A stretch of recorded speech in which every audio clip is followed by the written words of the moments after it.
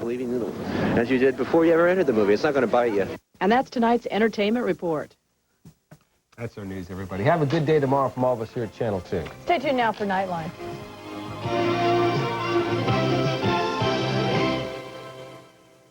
General Motors will run its business in an increasingly lean and responsive manner.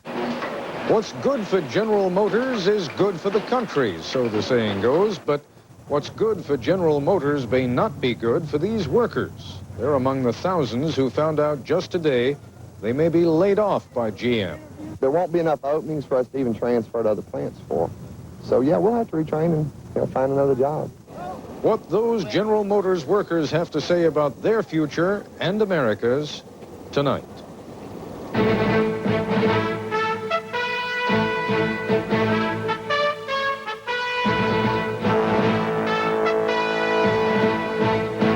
This is ABC News Nightline, another in a series of broadcasts. Listening to America. Now reporting from Washington, Ted Koppel. That quote in our headlines this evening, what's good for General Motors is good for the country, may be the most memorable thing that Charles Wilson ever said.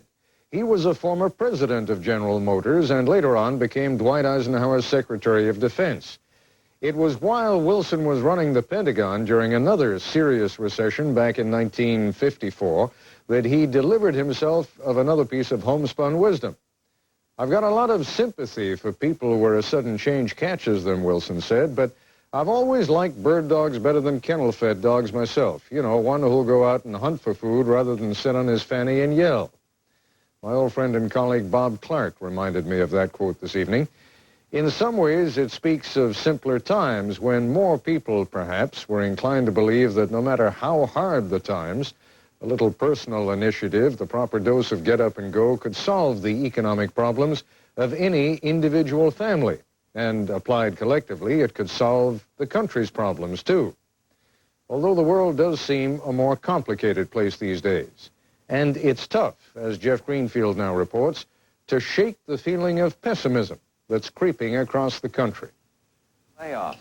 And many Portrait of a president atop a tiger. The American people want action, and action is what they'll get. And I want every American to know that getting the economy back on track is my #1 priority.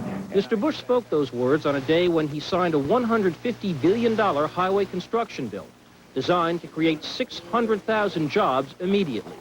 At a ceremony in Euless, Texas, the president clearly wanted to be seen to be in touch with working men and women. 7 miles away at the Ace of Clubs bar in the town of Arlington, other workers were talking about another message they had just heard.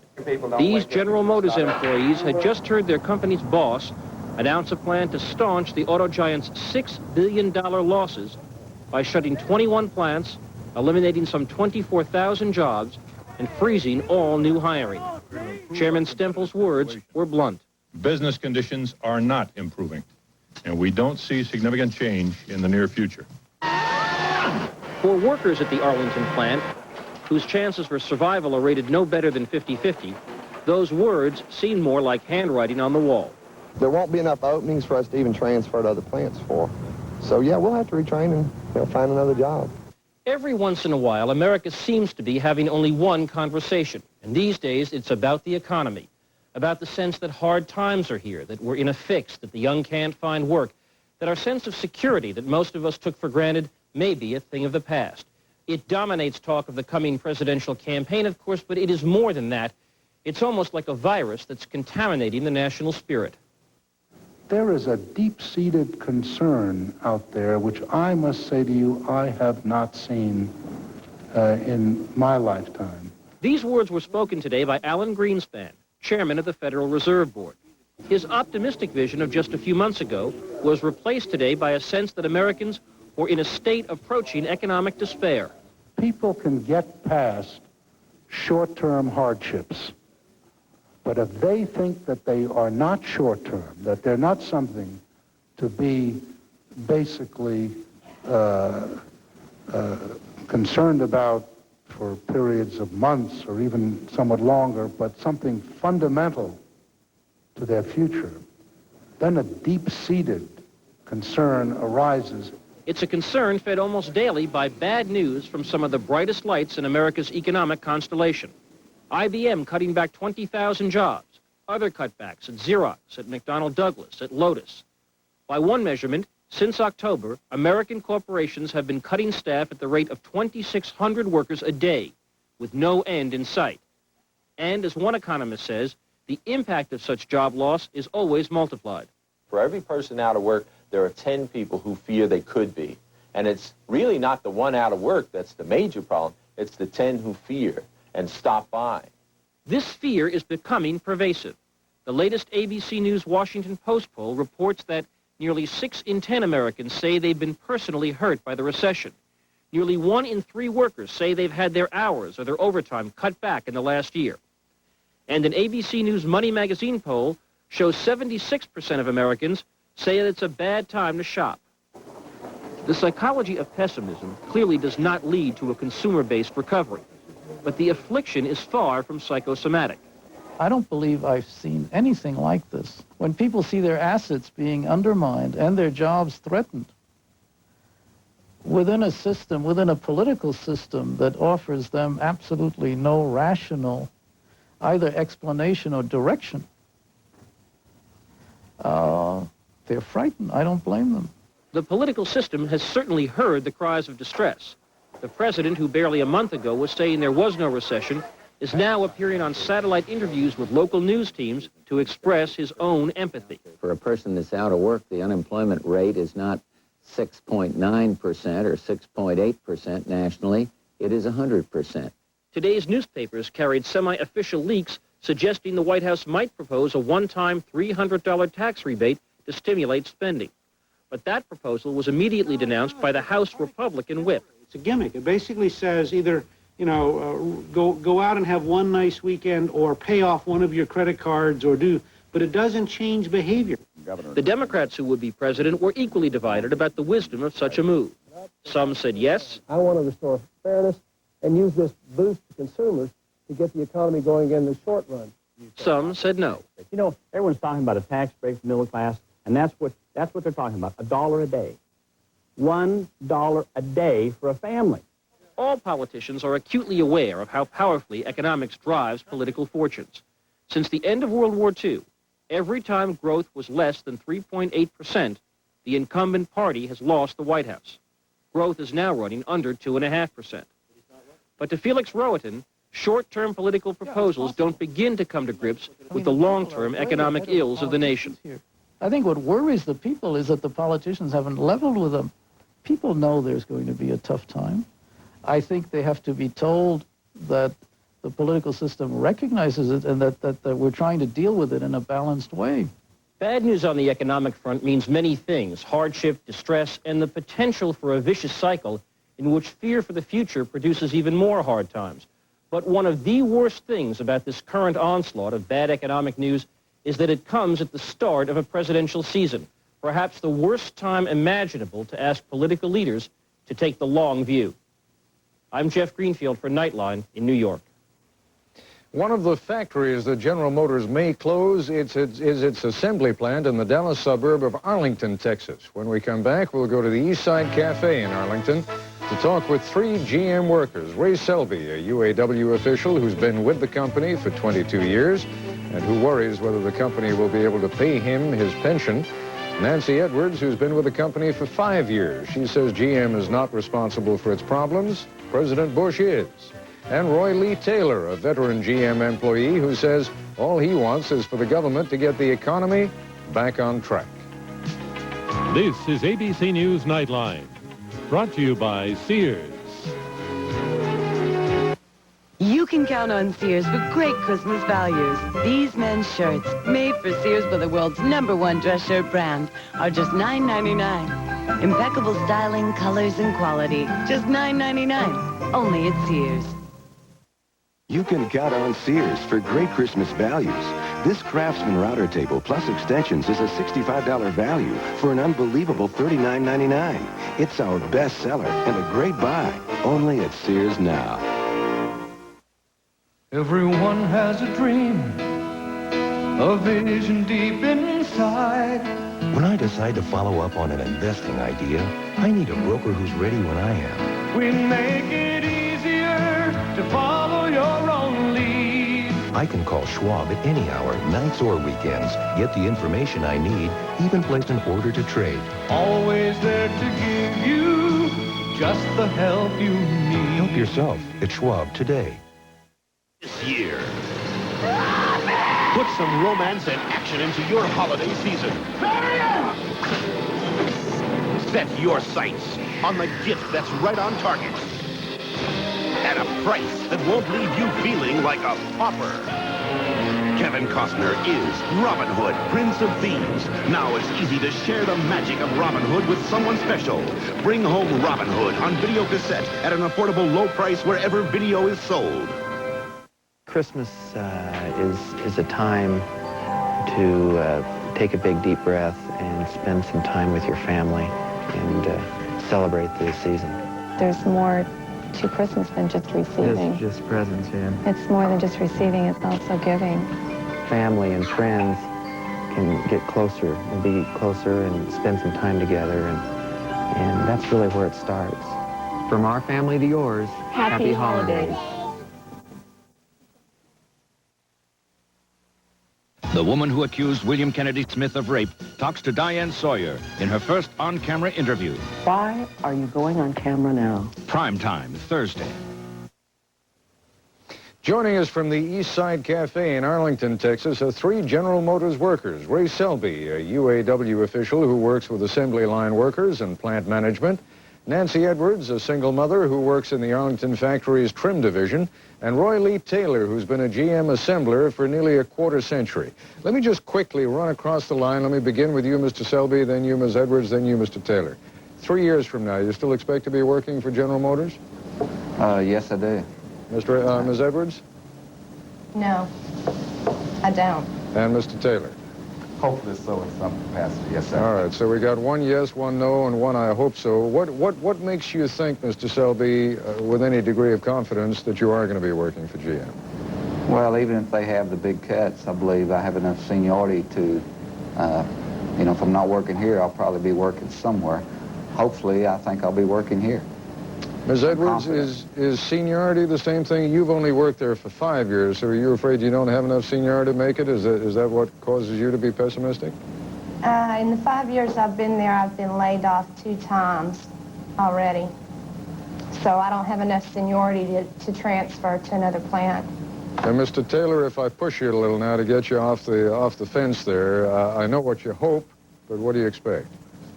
I expect to be working for, if not this plant, another plant. Now, hopefully get transferred. Mr. Semple today, when he was talking about the cuts, he's talking about eliminating, either through attrition or just eliminating the jobs altogether, something like 74,000 jobs over the next 3 years. Let's talk for a moment about where the blame lies. And I don't want to spend too much time on that, but we got a call just before the broadcast from a viewer who said, and I'm going to put the question to you, Mr. Selby, do the unions accept any of the blame? When things were going along well, did the unions get too greedy?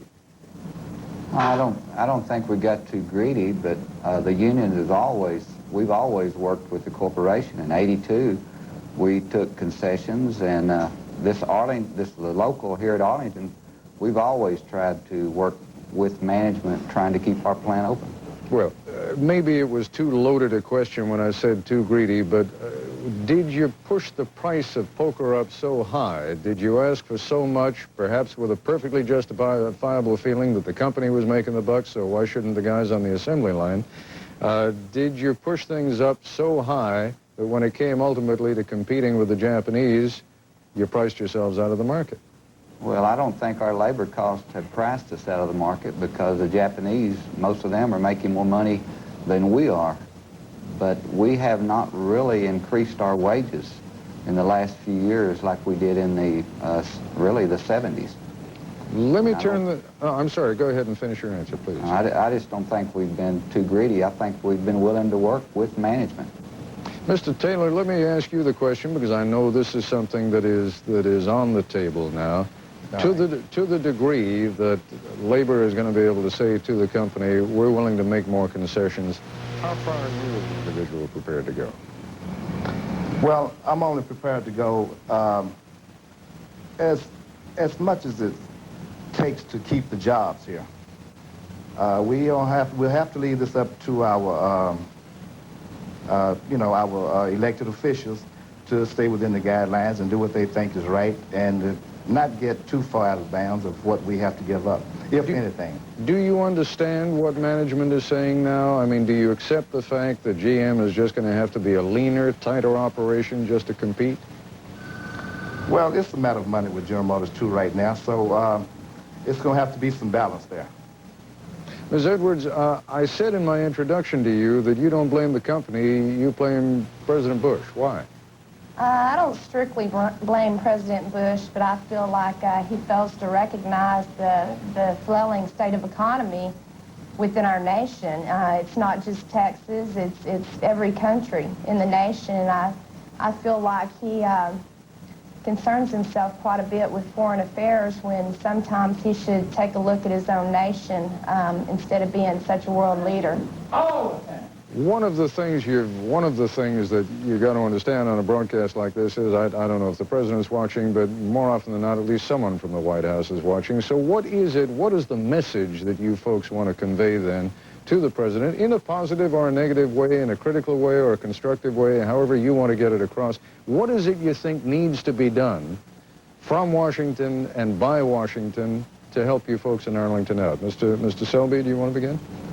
Well, I think that we've got to look at the Japanese imports. You know, the European countries, they're saying they're not going to import over 16% into Europe, and we're importing over 30%. And I believe that, you know, it's a problem. It's the Japanese problem as much as it is ours. And I think we need to go to them and say, look, you've got a problem here, and you better attack it. And I think that's one thing that Bush or Reagan administration have not even looked at, is maybe we've got too many Japanese cars coming into this country. You don't think they've been tough enough with the Japanese? No, I haven't seen them do one thing. The voluntary restraints in '82 were at 16%. And that's what Europe has, and now we're over 30%. That's where our market's going at General Motors. Folks, we got to take a break. When we come back, though, the president and he's going to be accompanied by the three heads of the big three automakers, is going to Japan in just a few weeks. I'd like to hear from each of you what kind of advice you would have them carry to the Japanese. We'll continue our discussion in just a moment.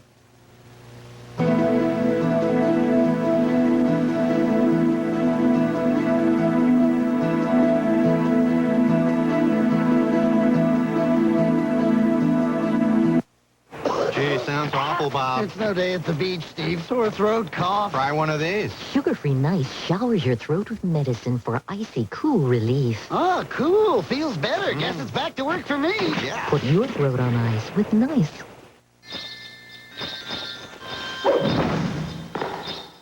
Do your holiday shopping with the Discover card, and you'll not only give, you'll receive a cashback bonus for every charge. It pays to Discover.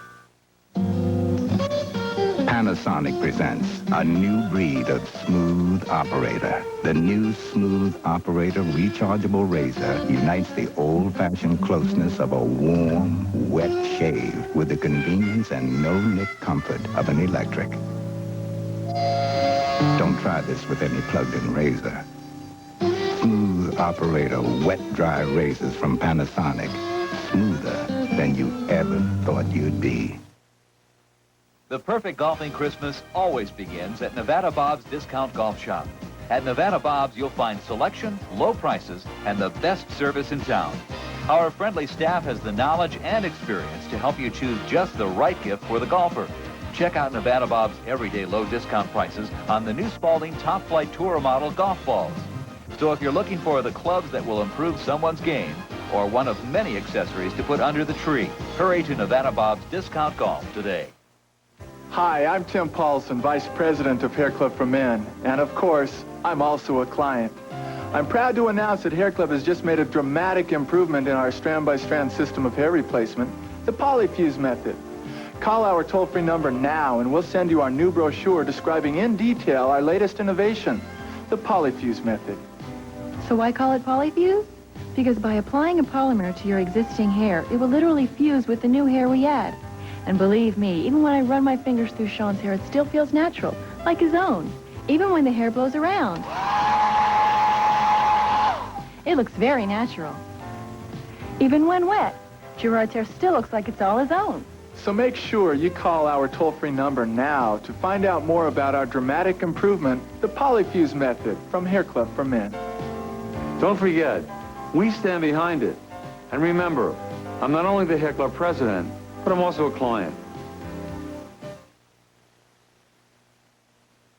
Wanted black families. We'll take you to a lily white town that's actually recruiting African Americans to live there. Some people aren't happy about it. Watch 2020 Friday.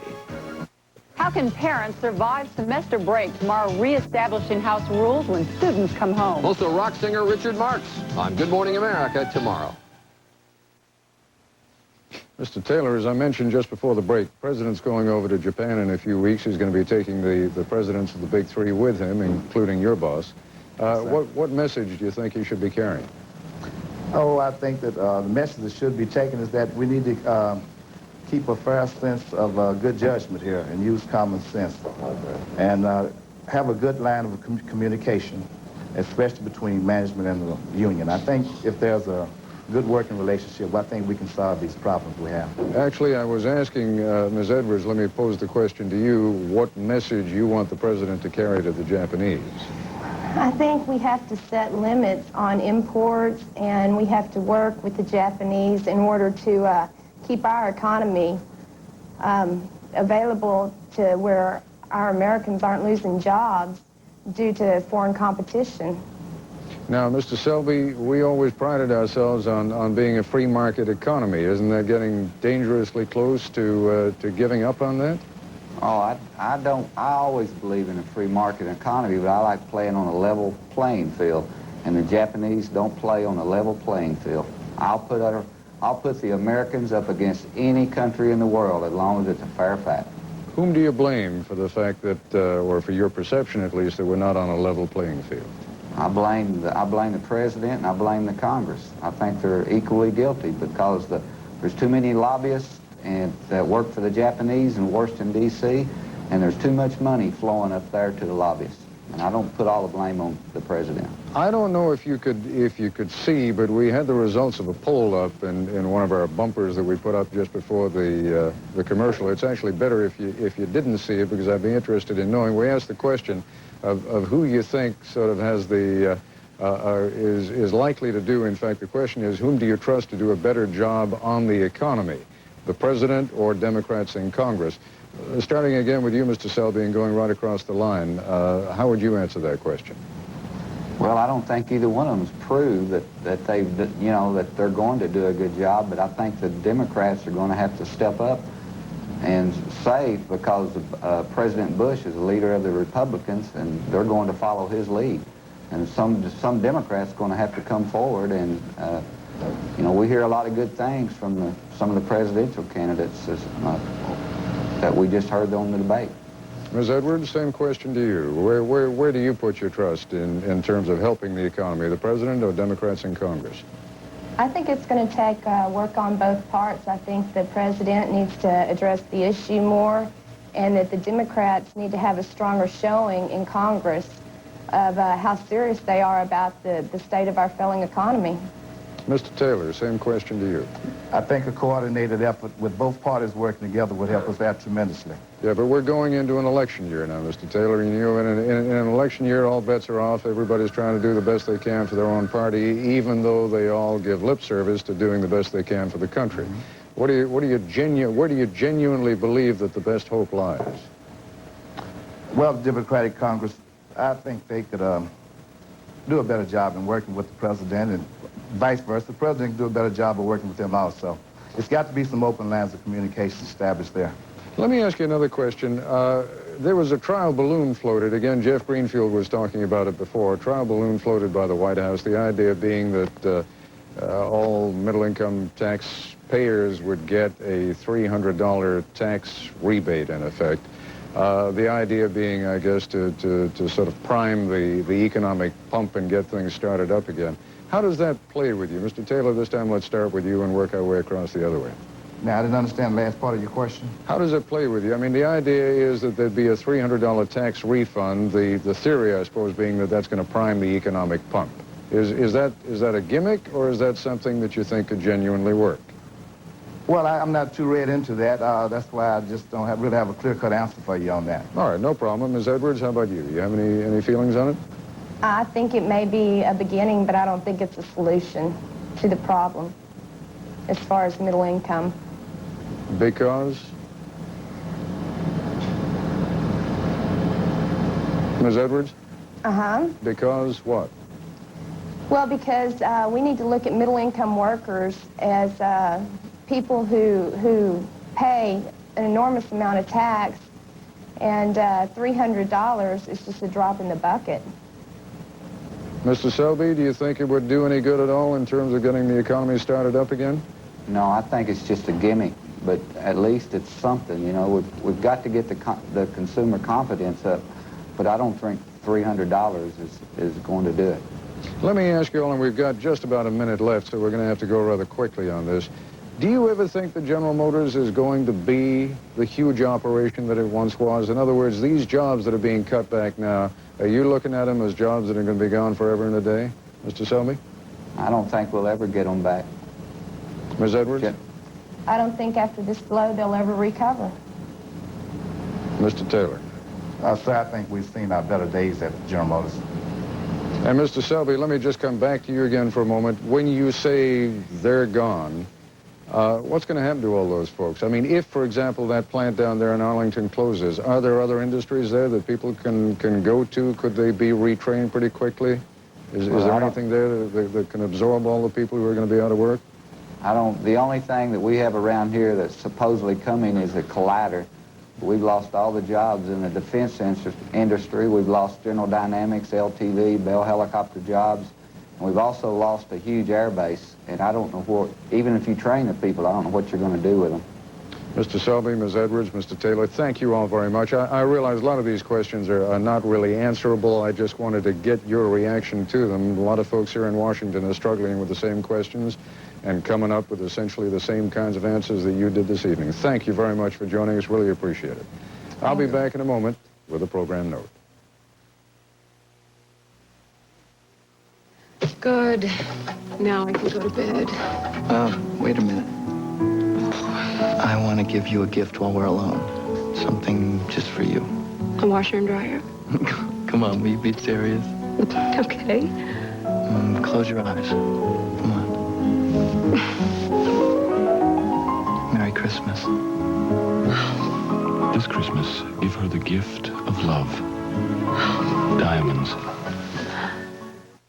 Today, Tech-Tread Shoe Corporation announced a major retail expansion in 25 U.S. cities. When I see a company that looks like a good investment, I check it out myself.